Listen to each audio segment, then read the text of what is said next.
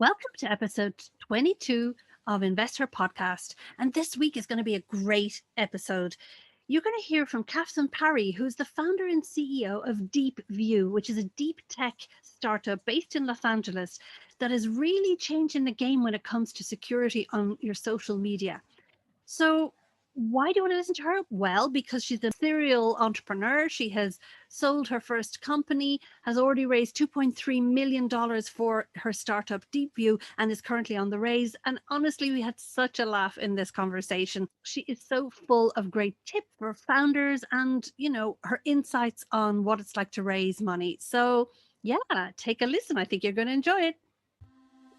InvestHer podcast is for you, the female founder who has a product, a service, or a message that you believe in and need to get funded. Or for you, the investor, who wants to learn more about the huge untapped investment opportunity that gives you a higher return, women entrepreneurs. My name is Anne Ravanona. I'm an entrepreneur, TEDx speaker, and women's advocate, and I'm passionate about helping women entrepreneurs get funded. In each episode, we'll take a behind-the-scenes look into real-world funding tactics and strategies to help you get the funding you need faster. Let's put the fun into funding. Thanks for spending some time with me today. Now let's get started. Great, so welcome everybody to our latest episode and our latest funding conversation. So the idea behind our funding conversations at InvestHer is to have real conversations all around funding in an easy, fun, relaxed way that kind of breaks down the process step by step for both those early stage founders who are about to go on this journey and don't know about it, and for investors who may not know of fantastic women entrepreneurs that they need to know about and ecosystem players. So today we have Parry with us from DeepView. Hello, Catherine. Hi, Anne. Thank you for having me. How are you? It's been a while since how many years have we known each other? We were kind of reminiscing going, gosh, how long we go back. I remember meeting at Crunchbase, I think, in San Francisco. Was that when we met? I remember me seeing you then. I think we maybe met before then. But I will remember seeing you in San Francisco because it's always seeing a fellow European in the US is always a nice thing. So let's kind of get this started, and I wanted to top and tail this by saying that this is going to be full of practical advice, Catherine. We want your funding journey kind of and your story and your advice, warts and all. This is the opportunity for you to share your experience because you've been down this journey before. You're currently on a new journey. And that's why we really wanted to feature you as one of our special guests to kind of showcase what you've learned so you can share with others. And then so others can learn about your new startup with DeepView. What is Deeptech? What's all this good stuff that you're doing? Because more people need to know about it. So let's start with maybe just a warm-up question around a fun fact. What would you say would be a fun fact about you that people don't know, and just to get to know you a bit better? Well, so I've just got a new nephew. I think that's probably the most fun thing in my life right now. He is now 2.5 weeks old. So Bless. I'm currently in LA. Can't wait to go back to the UK and give him a hug. So yes, that's right. That's wonderful. Brilliant. Okay, so for those people listening in, we can definitely hear a British accent. So tell us about where you're from and how did you land in LA? Tell us that story. Okay. So brought up in a place called Hungerford, working in London for the last at least 15 years, and then always knew that the US was a market opportunity for DeepView, and actually the previous company we sold to a US company as well. So I've always enjoyed the US operations and the style of business. And so came in February 2020 to a conference. So RSA, thank you, RSA, in California. And then something in me just said, stay. And I've been meaning to stay in the US. And it made sense for the business. And I spoke to everyone in the team. And we all kind of agreed it made sense for our targets of the future, which is US clients, building out the tech and so on and so forth. So headed a little bit further south because LA is a little bit warmer and various networks down in LA. And so here I am, and that's why. It's been a great year. Oh, how lucky. So I have to ask, do you see any famous stars walking down the streets of LA or not at all? That's such a good question. Honestly, I haven't been looking enough, and I probably need to. I actually, when I was in San Francisco 10 years ago as a leadership consultant, I was doing a seminar. I was going for breakfast. I was sick of having breakfast at the hotel. So I went to a little place down the road, and guess who was having breakfast in there with his son, Sean Penn. Oh, nice. You I know, have and fun breakfast. it was a cool breakfast, natural breakfast joint. And I was, of course, I didn't go near him. I leave him alone. He's with his child, well, he was a teenager, and leave them alone, let them have their breakfast in peace. But you could see the people ogling him, and I just felt bad for him because he's used to it, but still, they needed their space too. But anyway, you become an entrepreneur. How did all this journey start? Because take us to the beginning and your first company. Yeah, wow. So I think with many entrepreneurs that you probably speak to, Anne, it's a similar story. So I was dyslexic. So as a result, you're not, or you're slightly, I think, misunderstood. You get very used to not being understood. And you also have to figure out a way to figure out a solution in a way that your teachers will never explain to you. So even from the spell tests, it's almost like you're gaming everything in your life. You're trying to figure out what the adult wants, what the teacher needs, what the exam needs, what the pass rate is, and then you figure out how to get to that endpoint, because the typical like arithmetic or however you're taught by a teacher does not go through your brain in the same way if you're dyslexic. Yeah. Anyway, so for the sort of fast track, then we had a barn at my parents' house that was being unused, actually completely fell down. And all credit to Dad, he rebuilt it. So, and then I was thinking, this is kind of cool. Like, why don't we do something with this barn? So tried out a few things, sort of trial and error. It's almost like you sort of do the MVP of a tech product. We were doing the same thing with the business, right? So we had a couple of 21st birthdays, and then someone asked us if they could host an art fair, and then we had a wedding, and the wedding was by far and away the biggest success. And the preparation that was put in place and the way the barn was set up and the structure, that worked. So as far as the MVP, the wedding was a success. So then we turned the MVP into a full product, and we built out a wedding website. It was one of the first wedding websites. So that business is called Templars Weddings. It's still operational and is a beautiful company that I'm deeply proud of. There's a wonderful team that run it. And so that was my first business, and I think I was about 16 when I kicked it off. And you see, okay, I just have to pause and say here, there's a couple of parallels and this is something I'm going to wish for you, because as many people may or may not know, Richard Branson is also dyslexic, and look how he ended up. Okay, but the thing is, he started off really early as well, and I know quite a few very talented people who have dyslexia as well. And as you say, it's just, I think the fact that you've been misunderstood in the past just makes you push barriers and just move faster. And like the fact that you kick this off, this business, saw an opportunity at 16, it's like, okay, I'm gonna make this work. And so how did you build it up towards an exit then? Because you mentioned that you sold it to an American company. So, and how long did you take to build up that company, Templars? yeah, it's actually, that was my first company. Second company is the one that got sold in the US. So the second company was then a financial communications firm that I built out 10 years later. So the wedding company is still running. I joined WPP on their grad scheme, and then went to a company called Lance, and then set up the second company. So there was a bit of a journey before that. And really with that communications firm, so you learn, like, being misunderstood is only something you can change, right? You're the person, you're the common denominator. So you're the one that has to get better at communicating to people. And And it's a funny thing that I think you see is you learn how to, or I constantly trying to learn better, but you try to learn how to sort of match with people and how you can relate to them. Because if you can relate to people and understand the challenges they're having or their worlds, then you've got a better way of engaging with them.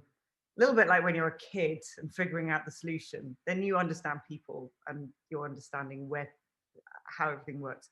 So really that communication firm, there was a niche in the financial market at the time for a smaller company that operated with the kind of organization of the Hill and Knowlton WPPs, where I'd learnt where I'd been a graduate and learnt my training. So what are the WPPs? Because some people may not be familiar with that term. Sorry. So WPP is a very large PR and advertising firm worldwide. Mm-hmm. And they look after incredible clients ranging from all kinds, Adidas, I say Adidas obviously, but Adidas in the US, through to Nike, it's a complete spread of consumer, sport, finance, business, tech. And so, but the way the structure is we had a very defined structure, and it was very well done, and that was a great training ground. And so then moving into the financial service side at Lanson's, which was excellent to kind of understand how financial services worked. It was a very interesting kind of, you've got the celebrities, because we worked with Cilla Black, who was a wonderful character, Jerry Hall, who brought so much energy to our photo shoots and so on, and so many wonderful stories. And you kind of match the strategy with them to the financial services space, as well as the strategy behind it and the thinking and so on and so forth, and really getting the financial services space into the kind of front pages. And that was you think it was 2009 when we were doing this. It was that crisis time we were seeing. And people were worried about money. So we could get onto BBC Breakfast a story about car insurance. And so that was really what we were looking to do then, is help people with their money. And that's what Templars kicked off with doing, and was a really wonderful business for so many. It was a great training ground for me. I didn't raise money. We built clients. We looked after clients. We built clients. We looked after clients. And then, yes, in 2018, sold that business to Fully Vested in New York, who have been a superb acquirer. I've enjoyed their ambition in growing the business and they're doing incredibly well. They've been named Fast Track PR company, and it's really, really great to see. So we became their London office. Amazing. And so that's I think it's useful for those early stage entrepreneurs who are listening, who are not used to that. That's what we call an exit. So when you're able to sell your company or go public, that's a really nice, juicy exit, particularly for investors. In this first case, you didn't need investors. The best form of funding, as we always say, Catherine, is a paying customer, which you obviously succeeded in doing phenomenally well. And so what was it just at the exit process? Like, how was it selling your baby? Did you feel like your baby? Because I think sometimes when it's a funny term, but sometimes people are, founders were very attached to our company, and okay, it was your second one. So you've been around this journey before, but how was it? How did it feel to actually sell it and let it go to somebody else to carry on the flame? It's funny. I don't know if it's a British thing, but I don't think I learned to feel until a couple of years ago. A few years after I sold it, I don't think I knew what feeling really was. It was something I was going to do, and it needed to happen. The business needed it. It was good for the team, and so on. And actually, the concept of DeepView began 2 years previous to the sale. So we did a fundraise for DeepView. I remember having 2 data rooms in 2018. One data room. So for those on the call, a data room is literally anywhere between 35 and 100 documents for either somebody that's investing in you or somebody that's acquiring you because they want to know the business, and it will range from the financial projections, the cash flow, the employees' contracts, the office lease, the service agreements with your clients, everything. And so I had two Dropbox data rooms, one for the fundraising of DeepView and one for the selling of Templars, running consecutively whilst running both businesses. Thank goodness the team for Templars weddings were pretty self-sufficient, so that didn't take too much time. But it was quite a full-on year. So yeah, no, really didn't have much time to feel about it. It was a joy when it was a joy to do it with such a great team, and sell to vested. And I think it really just felt like a kind of closing of a book. You know, you get to the end of a book and you're like, oh, that was quite fun, and now it's ended. Oh, okay. Oh, well, next one. You know, it's kind of how I look at these things. I love it. It's okay. So now take us on the journey to DeepView. First of all, what is DeepView and what do you do? Let's start there. Excellent. So DeepView is a single platform that unifies social media channels. So it means that any bank, pharmaceutical company, financial organization wanting to use social media to speak to their clients can do so safely and within the compliance requirements. So we archive, we filter, we review. And the kind of cool bit that I like, the deep tech, as we talk about, is really the intelligence around the AI and the models we've built in recognizing photos and videos. That's where we've got the patents. Sorry, no, I was going to say kind of like explain to our listeners why this solution is necessary, particularly if in the financial services, because people may say, okay, hold on, social media, why do we need DeepView? What are the implications of people working in those industries using social media? Kind of walk us through that, because I know it's a bit of an education piece, but I think it's important, especially because when we're talking to deep tech, you know, let's maybe start there before we get into the nitty gritty with DeepView. Like, what is deep tech? For those people who don't know what the hell is deep tech?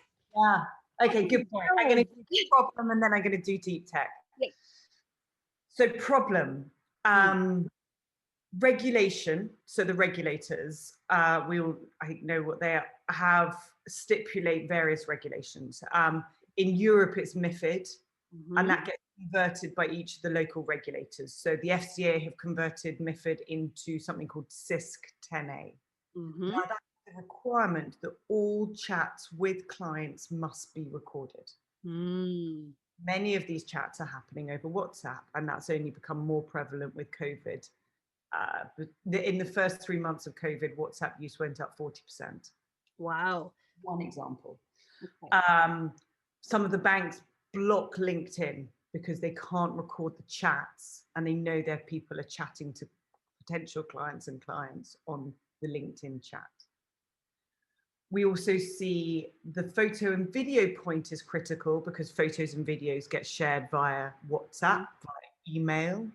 We might also see Zoom conversations happening. Your background's very well organized and perfect for public view, but we have seen documents in the background or a whiteboard with some writing on it or similar. And so this is where, and I will explain the deep tech concept in a moment, the deep tech is useful.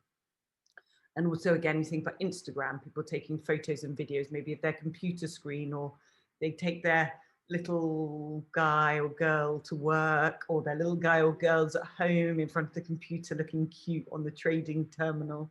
And people take photos and put it on LinkedIn or Instagram. So in terms of this deep tech, we have spent hours and hours studying photos and videos to look at what are the identifiers that share non-confidential information. And it is a whiteboard, it's a computer screen, it's a password on a post-it note, it's a notebook. And those are the components that we can now identify in a photo or video using it's a machine learning model. So we have a model per item I've just described. Yeah. And the algorithm we've built will then alert the user. So if you're on Zoom and something's in your background, it will alert you and say, heads up, something in the background could be us. So that's how it works. And in terms of the way Deeptech works, is just training more and more.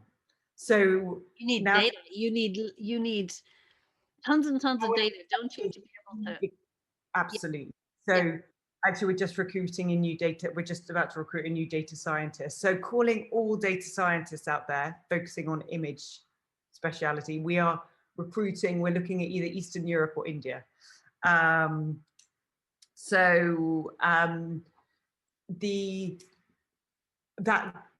is, and so our solution, DeepView, really allows the organization, because the whole belief system, given the problem I've just explained now, is social media will be to email what email was to fax. Mm-hmm. Especially in the US, now we've got Biden in power, Gary Gensler's running in place with the SEC. We have seen a lot of money coming out of Treasury and so on. It is likely that regulations will increase, and that's everything, and the penalties with that. And so it's time for organizations to get these types of things sorted.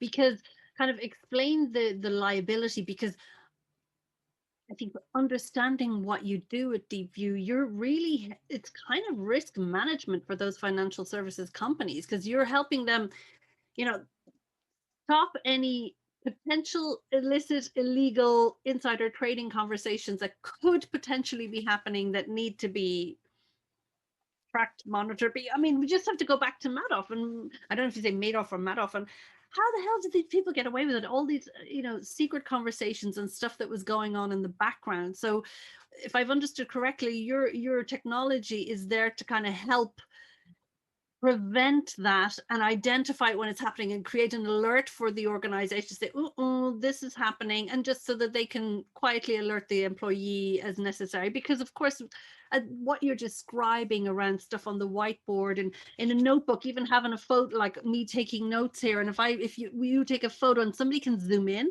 I mean, we have seen those examples of politicians walking with the whiteboard, and then the confidential, and we know the past president was guilty of doing that a few times, with confidential information just on the top page of his notebook. He's not the only one. A lot of world leaders have kind of at some point or another been caught doing that. So like it sounds like that you guys are super poised to kind of take on the world, Castro. This is a very exciting space for you to be in, and right now. Thank you, Anne. Yeah, it does feel very exciting. But as you say, it's risk management, because as the senior manager, the FCA under the senior managers regime stipulates that if your business has any activity in the UK, you fall under something called the senior managers regime, whether you're a retail or commercial bank now, or institutional bank. Now that means that the guy at the top, or girl at the top, lady at the top, responsible for data record keeping requirements must ensure that every single individual within that organization is doing so. Otherwise, there is potential criminal liability.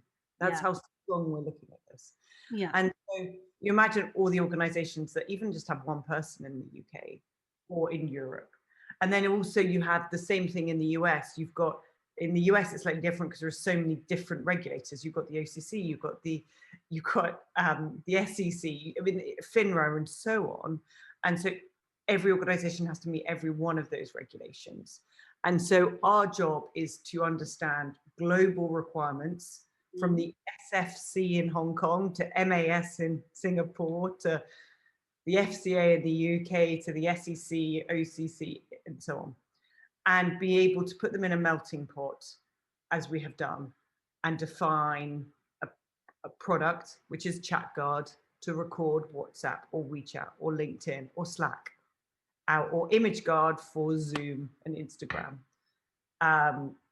And we're also building out an API to review all data together, which is going to be a really exciting thing that we're probably going to be launching in the not too distant future, which is going to be very exciting.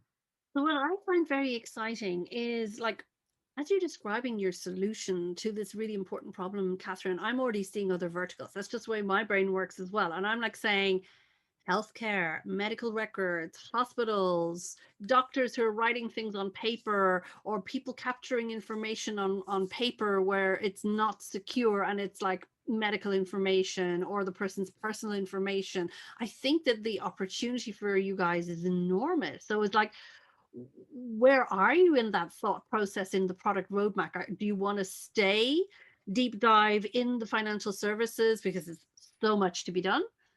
Or what are your plans?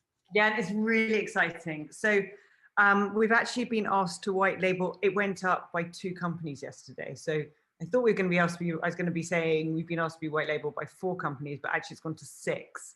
So, Wow. and 2 of those do already sell into the healthcare space. So that growth feels very exciting. So we're just in discussions around implementation and pricing and so on. And I really, that feels like this is going to be DeepView's fast track moment. Yeah. This is what we've been working towards. And I think what would be interesting is to I want you to pedal backwards for just a second and tell our viewers and our listeners about, like, your past experience on understanding regulation and social media, because you've been working in this space for many years before you went to the States. And like it, because I know you've given us the shortened version of your wonderful career and path. But I think in this instance, it's good to kind of remind people of the breadth and depth of your expertise in this. So it's not just, I'm Catherine, I was, I've sold 2 companies. I have an incredible PR and media understanding and worked really cool with, really strong with financial services clients. Actually, there's a whole lot more to it because you were also working with the UK government. Please tell people what you did and the standards that you did, because hey guys, when I see brilliance, I want to showcase it. And I think it's important that you know who you're talking to. Catherine is a global expert on this, and you haven't even mentioned WEF and stuff. So please, this is a little shine a spotlight moment, please. I have only sold 1 company so far, but we might be looking at 2. Yeah, so 2014 was shortlisted a Young Global Leader of the World Economic Forum. Thank you, Anne, which was such a, really such an honor. The people involved in that community are dear friends who I have deep respect for, and each one, every time you speak to, never fail to inspire and impress, and just beautiful, very intelligent, bright souls, many of whom have been through very tough early childhoods and similar, or have had tough parts of their life. And I think that kind of all makes us all very unique. We don't settle for an easy life. That is not in the YGL description. Anyway, so that was wonderful. So that meant starting to go to the Davos conference, which is in January in Switzerland. And many of the conversations I was having from 2014 onwards were, we want to do social media. We know our people are on social media, but we don't know how to manage it. We've got marketing say they wanted to use it. We've got sales saying they're wanting to use it. And then we've got compliance saying no, because they couldn't see where the regulators were going. And so as a result, decided to put in a room in House of Lords an event with the UK regulator, the FCA, and a selection of the largest global banks and asset managers in London. And we got marketing, we got compliance, heads of marketing and compliance, and said to them, right, we've got the FCA about to write their social media guidance. We've got the compliance guys wondering and ladies wondering how it's going to work, so we can future-proof these organizations as the regulation is being built. And then we've also got marketing saying, now, please, don't stop holding us back. Mm-hmm. So, and the very much the point was, rather than meet regulation that is written and have legacy issues, why can't we meet it in advance? And so that was really exciting. And as a result of that meeting, was a huge amount of wonderful press. We then wrote something called the Social Media Charter. And from the Social Media Charter, also wrote something called Social Media Guidelines, which the FCA used in part in their social media guidelines, which was an utter honor. And that was really the genesis of DeepView, the foundation of where we were coming from. That's why people need to know about that part. I think that's very important that they need to know about that, because it just shows the depth of your expertise, plus the fact that like you convening all of these stakeholders in one place and bringing them to the table to try and preempt what was happening. It for me, there's kind of like a parallel with what's happening in AI and machine learning, you know, because there isn't a lot of regulation in this space. And that's what makes me happy you're in this space, Catherine, because I know that you will be helping through whichever ways to make sure that, you know, your solutions are helping to prevent stuff happening and be part of the, you know, future proofing and creating new standards of different types of security. Yeah, we've got to be very mindful of AI bias and the training around that. The person in the white lab coat, if their female is a nurse and if their male is a doctor, is something that we have to be so alert to. Yes, and that, and I mean, I know that the UNESCO came out and OECD came out with the new AI guidelines. So they've come out with a charter just recently in the last weeks. I think it's UNESCO. It is UNESCO. It's not OECD. You know, because this stuff isn't regulated yet. And you're absolutely right. We've got to kind of get rid of bias, which is a lovely segue into the funding journey you've had so far with DeepView, because I'm just, you know, let's walk us through, because I'm sure at some point bias came in, because it does, because you're a female founder. So, but before we go on that slope, if you'd like, just walk us through. You've currently raised how much for DeepView? Tell everybody. Yeah, we've raised 2.3 million, Okay. which I'm really proud of, especially because, yeah, it's a different journey as a female founder. And in essence, so our investors include VCs. We've got a hedge fund in New York, family office in London, wonderful angels ranging from Stuart Popham, who's the ex vice chairman of Citibank and Mere Banking, chairman of Chatham House, through to Guy Fernando, who sold his business to Facebook. So we've really got some incredibly powerful people behind us who are supportive and understand business.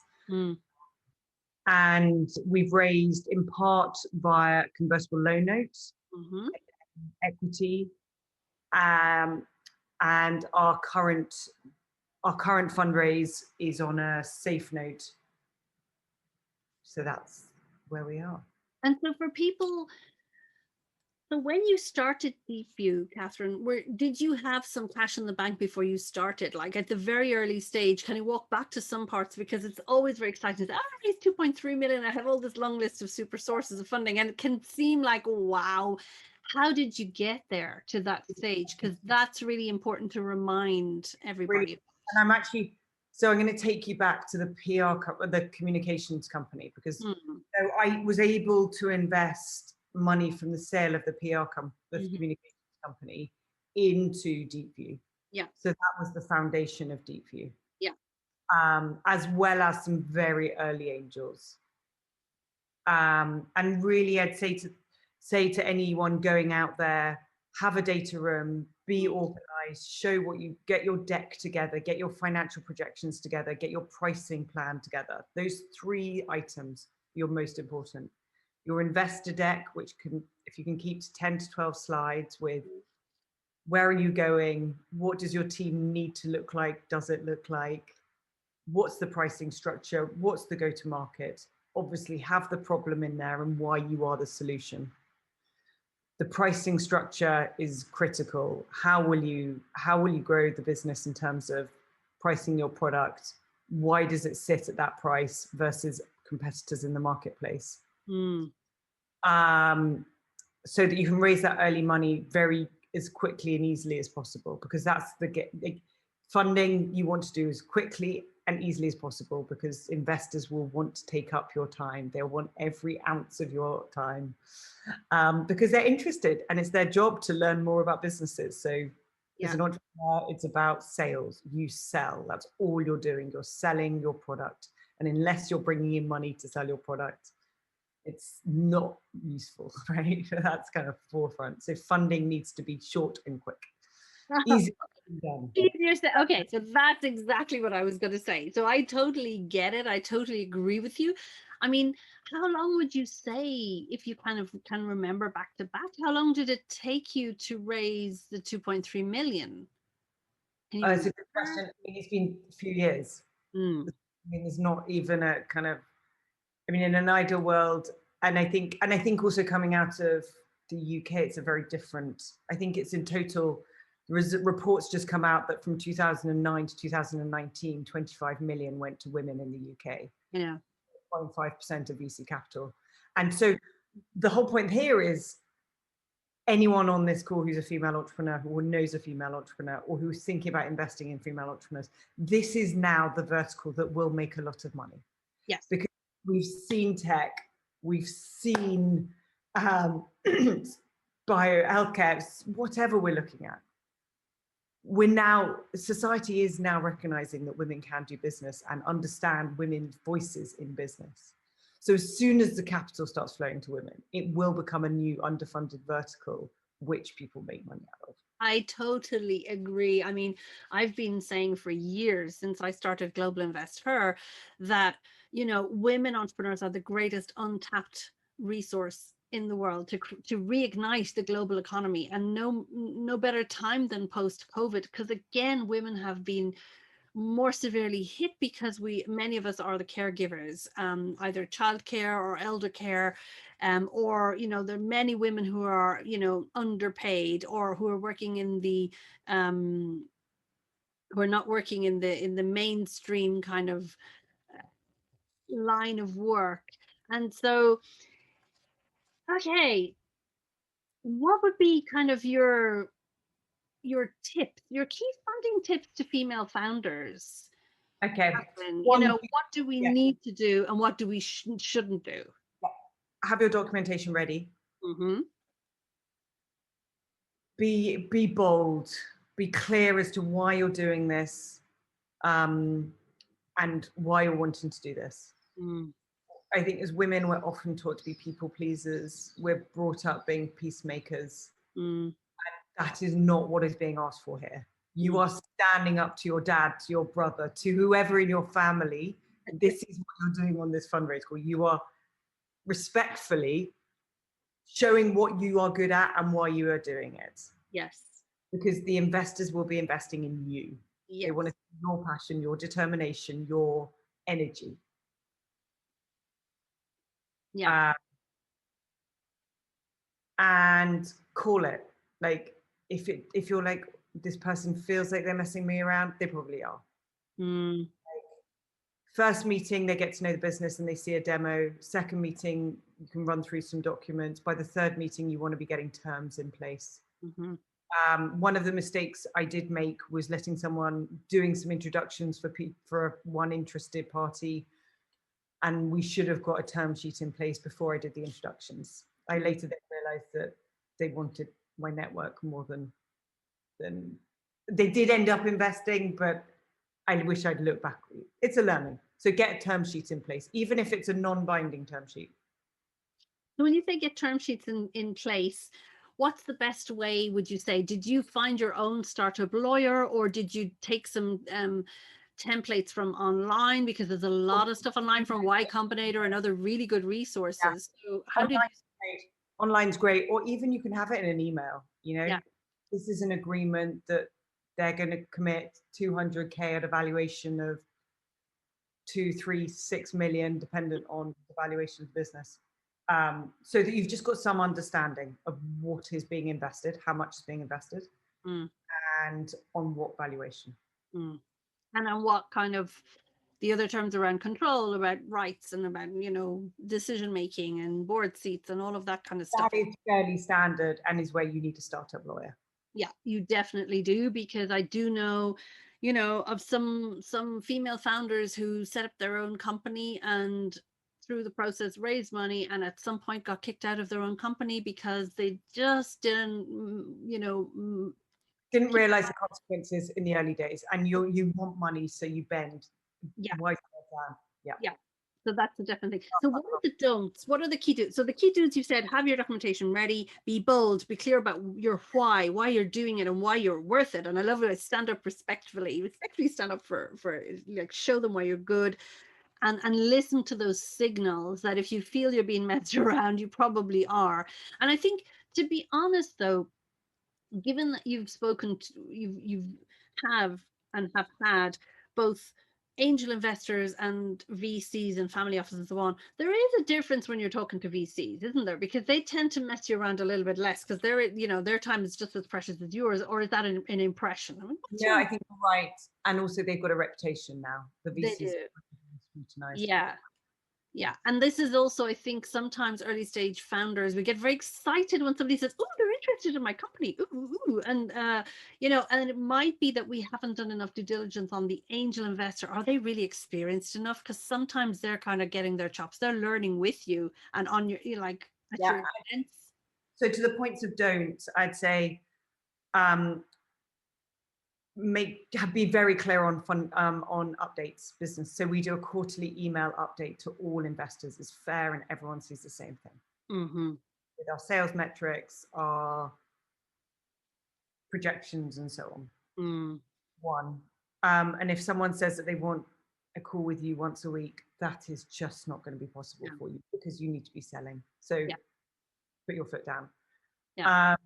So I'd say, with investors, it's very important to say you'll ask them when you need help. Yeah.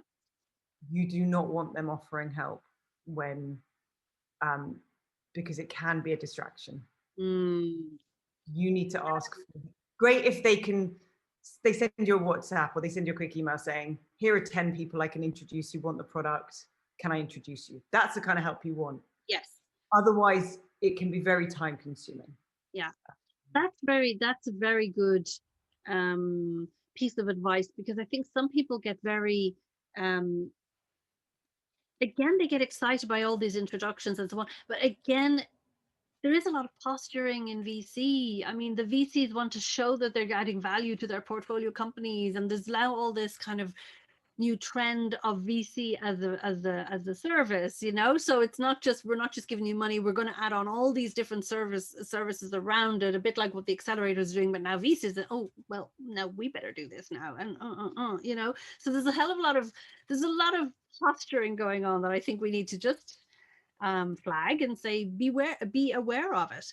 And so, what do you think change in the funding ecosystem, Catherine, moving forward? Sorry, and it cut out. What was that briefly? So what do you think needs to change in the funding ecosystem moving forward? Oh, that is a big question. I love for a reply. Power of a higher energy to possibly do that. I love it for us. You've asked an Aquarius a big question, so I almost get philosophical on you. So I have to kind of pull myself back down to earth. What needs to change? Well, more women. We create the successful businesses, and we do the Bumble story. Yeah. Right. And we're doing it.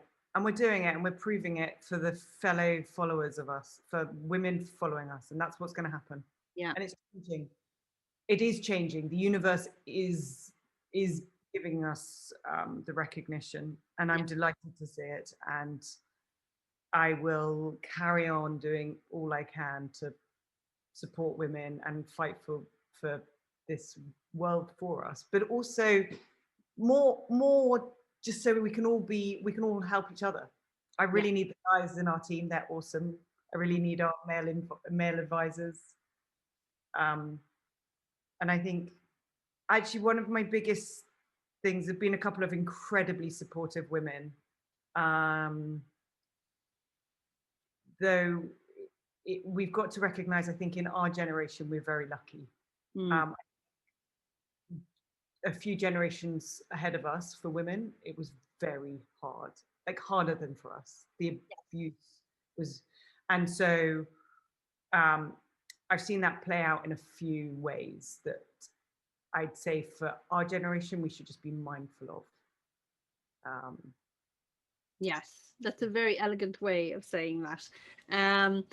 And so what would be your favorite resources, funding and fundraising resources for founders? If you had to point founders and female founders in any directions, where would you say to go and get great resources? Y Combinator, awesome. And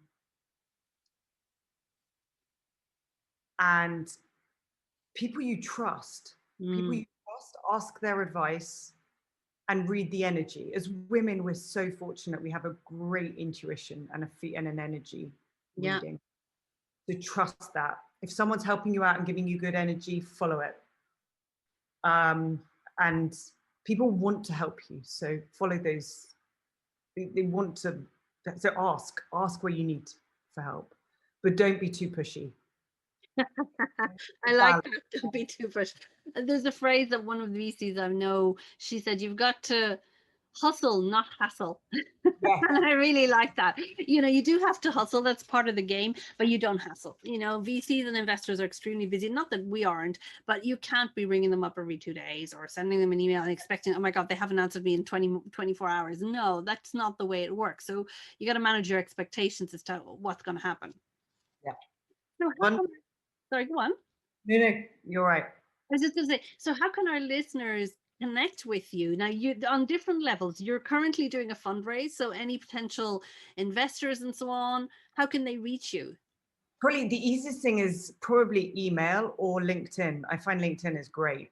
So I'm Catherine Kitty Parry, but Catherine on LinkedIn, or my email is catherine@deepview.com. Excellent. And so same, you made a shout out for data scientists. So hey, data scientists or data scientists, I have to say it in America as well.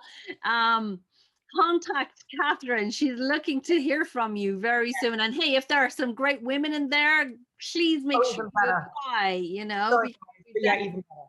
Even more, even better. Funding, and then so the funding notes, really exciting at the moment. I'd say primarily because of the white label partnership. So we're pricing as if the business has not got the white label partnership. So wow, so it's going to be worth a lot more. Ready now. And then obviously if anyone wants to try the product, we love showing it to people, and we're always wanting to help companies get onto social media. I love it. So how can we, last question here, how can we put some more fun into funding, Catherine? Oh, good question. Take the pressure off yourself and make sure you get a break. And I wish well, that is easier said than done. It's so, because when you're in it, it's all consuming and you think it is your entire life, and it's not. It's part of your life, really. Yeah.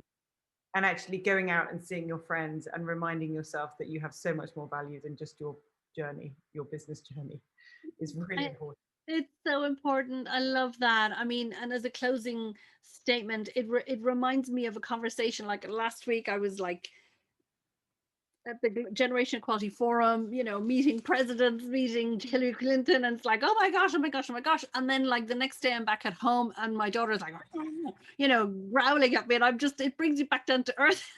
Okay, you know, you're just mom here, and you know, yeah, we got to solve the mom problems at home and so on. So I think it's great to always keep that perspective and look after ourselves, because we can only do so much good for the business if we're okay. That's what you're saying. Well said. And Anne, I saw you. It looked like an incredible event and wonderful people that you were with. In the correct company, I should say. Yes.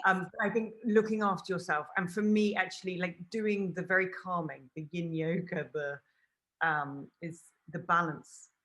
Make sure there's balance. Make sure there's balance. Any last question? Ruta, you have an opportunity here to ask any burning questions you have of Catherine before we sign off. So please feel free to type it in because she's here with us live. So Ruta and anybody else, put in your question really, really quick before we go. And thank you so much, Catherine. It's been such a pleasure. I love catching up with you. Really fun. And hey, I want to give you make an appointment with you. We're going to do this again in a year's time or whatever, X amount of time, when we'll be celebrating. Say, okay, now I've done my Series A and now look where we're at. Look what we're doing, you know? So it's really cool. So that's really great. And Ruta is saying thank you. It was a great webinar. So that's awesome. And to all of you who'll be listening in the podcast version, you know, contact Catherine. You've heard her contact details.